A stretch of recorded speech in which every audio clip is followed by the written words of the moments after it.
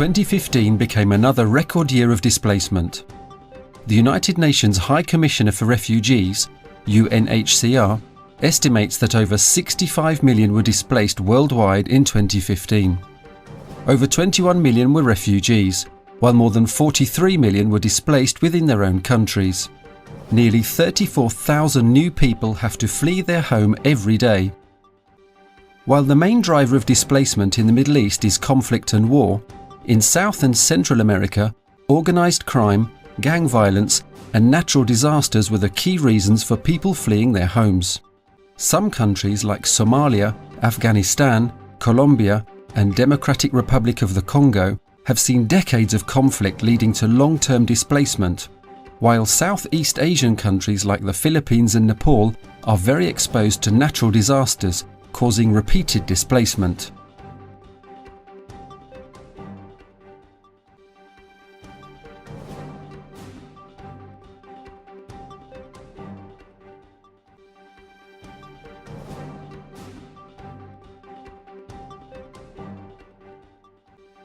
With no end in sight, Syria's civil war has forced at least 11.7 million people, or 35% of its population, to flee their homes, either by leaving the country or by seeking refuge elsewhere inside Syria.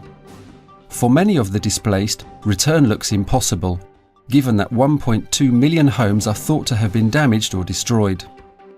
The main challenge for humanitarians has been access to the displaced inside Syria, due to the indiscriminate and intense fighting.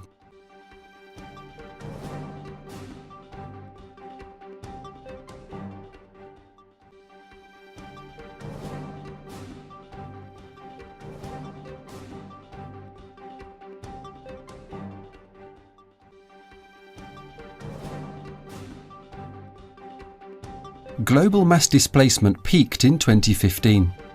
In April, Nepal was hit by the strongest earthquake in over 80 years. Several thousand lost their lives, whole villages were levelled with the ground, and hundreds of thousands became displaced. As buildings collapsed, countries sent immediate rescue teams to assist the Nepali government in the search and rescue. From the Nepali army, 9 out of 10 soldiers were mobilised to help distribute aid.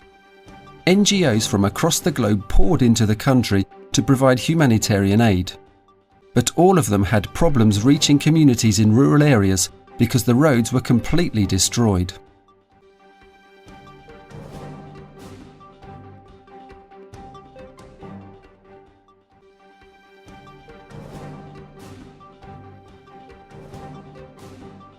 Over 1 million refugees and migrants reached Europe by crossing the Mediterranean Sea in 2015, and tens of thousands fled to Europe by crossing the Balkans by foot. It's a hazardous journey, and every week we reported on hundreds of deaths related to their flight. Most of the refugees have gone to urban areas where monitoring and assisting them is particularly challenging, as they are not gathered in one location.